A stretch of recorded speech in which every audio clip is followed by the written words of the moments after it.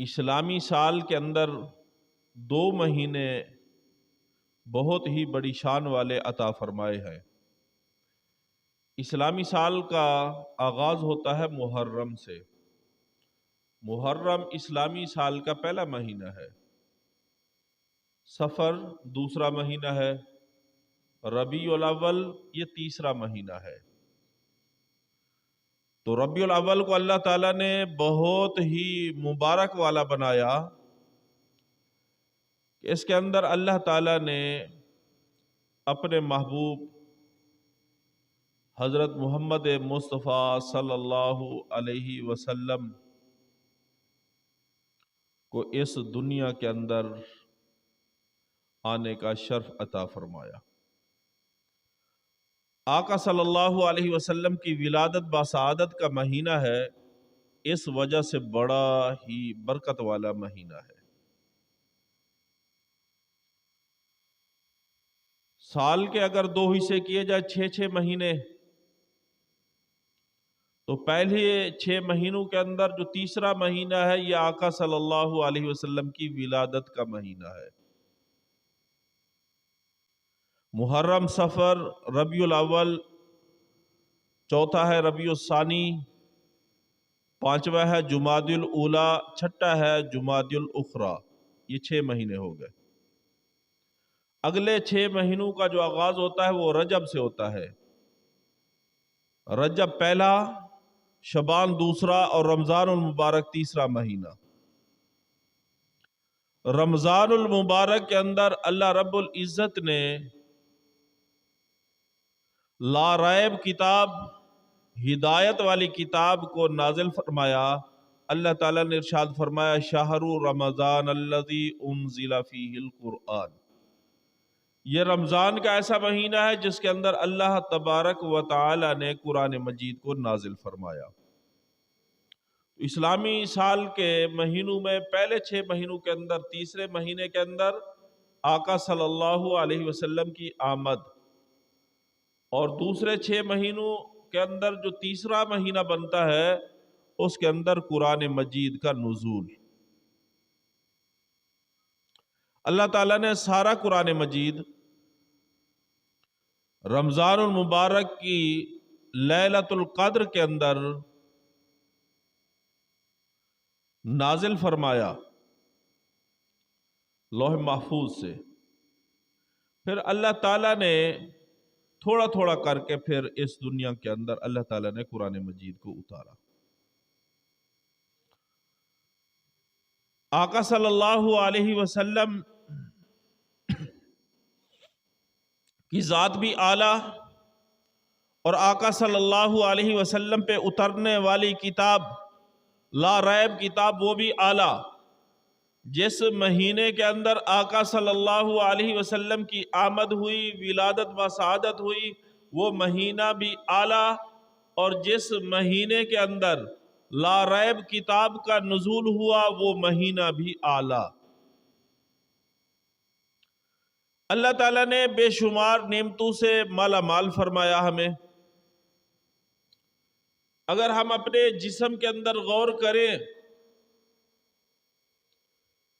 تو پتہ چلتا ہے کہ اگر اللہ تعالیٰ ہمیں آنکھیں نہ دیتے ہم اندھے ہوتے، اللہ تعالیٰ کان نہ دیتے ہم بہرے ہوتے، اللہ تعالیٰ زبان نہ دیتے ہم گنگے ہوتے، اور اللہ تعالیٰ اگر ہمیں عقل نہ دیتے ہم پاگل ہوتے، اللہ تعالیٰ ہاتھ نہ دیتے لولے ہوتے، پاؤں نہ دیتے لنگڑے ہوتے، اللہ تعالیٰ صحت نہ دیتے ہم بیمار ہوتے، اللہ انسان نہ بناتے کوئی جانور بنا دیتے تو اللہ پہ کوئی زور نہیں تھا۔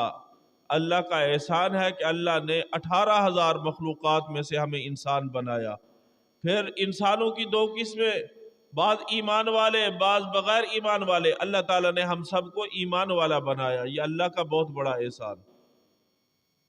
اللہ تعالیٰ نے ہمارے لیے خوراک اور سانس لینے کا انتظام بنایا۔ اللہ تعالیٰ نے پینے کے لیے پانی عطا فرمایا۔ اللہ تعالیٰ نے رہنے کے لیے چھت عطا فرمائی۔ یہ اللہ تعالیٰ کے احسانات ہیں۔ اللہ تعالیٰ نے قبائل کے لیے اللہ تعالیٰ نے والدین عطا فرمائے۔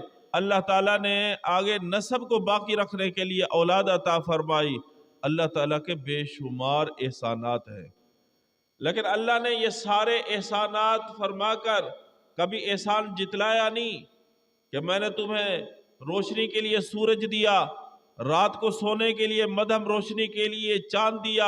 اللہ نے یہ احسانات جتلائے نہیں، لیکن جب اللہ رب العزت نے آقا صلی اللہ علیہ وسلم کو اس دنیا کے اندر بھیجا تو اللہ تبارک و تعالی نے احسان جتلایا۔ اللہ تعالیٰ فرماتے ہیں لَقَدْ مَنَّ اللَّهُ عَلَى الْمُؤْمِنِينَ إِذْ بَعَثَ فِيهِمْ رَسُولًا، پکی بات ہے مومنین پر اللہ نے احسان کیا کہ اپنا محبوب عطا فرمایا۔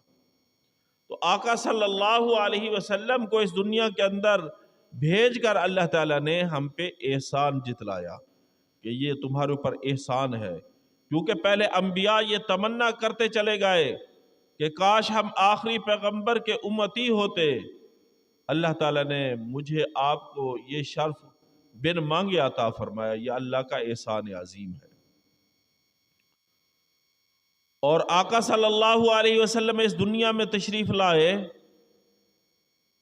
اللہ رب العزت نے اپنے احکامات بتانے کے لیے، اپنی چاہت بتانے کے لیے، اپنی منشا بتانے کے لیے ان احکامات کو جمع کر کے جو کتاب عطا فرمائی، اس کتاب کا نام ہے قرآن مجید۔ اللہ تعالیٰ نے قرآن مجید عطا فرمایا رمضان المبارک کے مہینے کے اندر۔ اب جانور ہیں، انہیں کوئی پتہ نہیں رات کیسے گزارنی ہے، دن کیسے گزارنی ہے، بس جیسے انہیں خیال آیا، چارہ نظر آیا، اپنا آیا، بیگانہ آیا، چھوڑ دو تو چارہ کھانا شروع کر دیں گے۔ پانی سامنے نظر آ جائے تو پانی پینا شروع کر دیں گے۔ وہ بغیر قاعدے قانون کے زندگی بسر کرتے ہیں۔ ان سے ممتاز رہنے کے لیے انسان بھی تو ایک مخلوق ہے، تو انسان ممتاز اسی لیے ہے کہ اس کے پاس قاعدے، قوانین، اصول اور ضوابط ہے، اور وہ بھی کس کے؟ خالق اور مالک کے، جس نے ہمیں پیدا کیا۔ اس نے ہمیں گائیڈ بک عطا فرمائی جس کا نام ہے قرآن مجید۔ اس کے اندر ہمارے رہن سہن کے، ہمارے بول چال کے، اٹھنے بیٹھنے کے سارے طریقے موجود ہیں۔ وہ اللہ رب العزت نے آقا صلی اللہ علیہ وسلم کو کتاب عطا فرمائی، اور رمضان المبارک کے مہینہ میں عطا فرمائی۔ جب رمضان المبارک میں یہ کتاب نازل ہوئی تو اس رمضان کو نسبت حاصل ہو گئی، قرآن مجید کی نسبت حاصل ہو گئی، تو اللہ تعالیٰ نے اس مہینے کو تمام مہینوں کا سردار بنا دیا۔ مہینے تو باقی بھی ہیں، تو اس کتاب کی نسبت سے اللہ نے رمضان المبارک کو تمام مہینوں کا سردار اور سلطان بنا دیا۔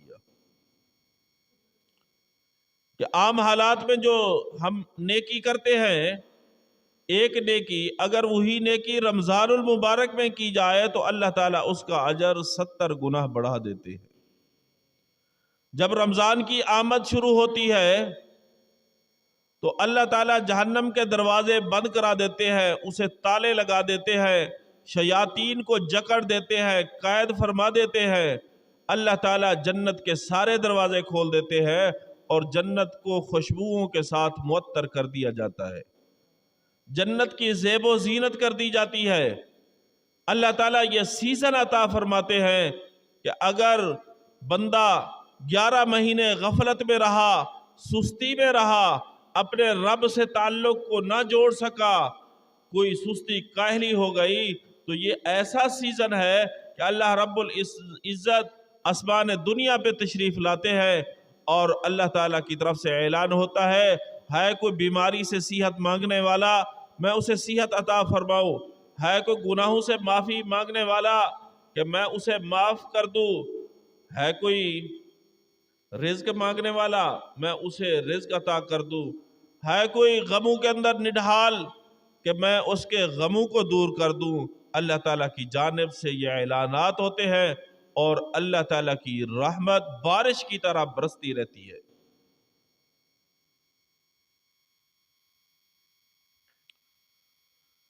انتہائی وہ کم فہم انسان ہوگا کہ رمضان المبارک کا مہینہ پائے اور پھر اپنی بخشش بھی نہ کروا سکے، جبکہ معافی کے عام پروانے جاری کیے جا رہے ہیں۔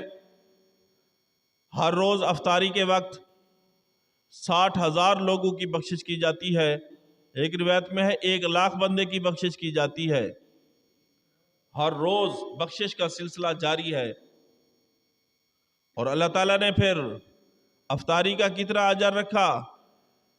آقا صلی اللہ علیہ وسلم نے ارشاد فرمایا، اگر کوئی روزے دار کو روزہ افطار کرائے تو جتنا ثواب روزہ رکھنے والے کو ہے، افطاری کرنے والے کو بھی اس کے برابر ثواب عطا کیا جائے گا۔ صحابہ کرام رضوان اللہ تعالی علیہم اجمعین نے عرض کیا، یا رسول اللہ، ہم میں سے ہر ایک تو طاقت نہیں رکھتا کہ ہم روزے دار کا روزہ کھلوا سکے۔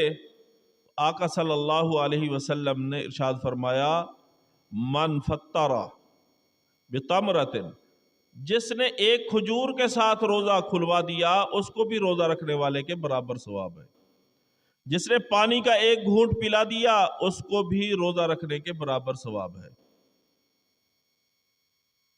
یعنی ضروری نہیں کہ بہت زیادہ خرچ کیا جائے، ایک کھجور کے بدلے بھی اللہ تعالیٰ پورا ثواب عطا فرماتے ہیں۔ جب روزہ دار روزہ رکھتا ہے تو دریاؤں کے اندر مچھلیاں اس کے لیے دعائے مغفرت کرتی ہیں، ہواؤں کے اندر پرندے اس کے لیے مغفرت کی دعا کرتے ہیں، ساری مخلوقات اس کے لیے دعائے مغفرت کرتے ہیں۔ تو اللہ تعالیٰ نے رمضان المبارک کو وہ اعلیٰ مقام عطا فرمایا کیونکہ اس کے اندر قرآن مجید کا نزول ہوا ہے۔ قرآن مجید کے نزول کی وجہ سے اس نسبت سے اللہ تعالیٰ نے رمضان المبارک کو بہت بڑا شرف عطا فرمایا۔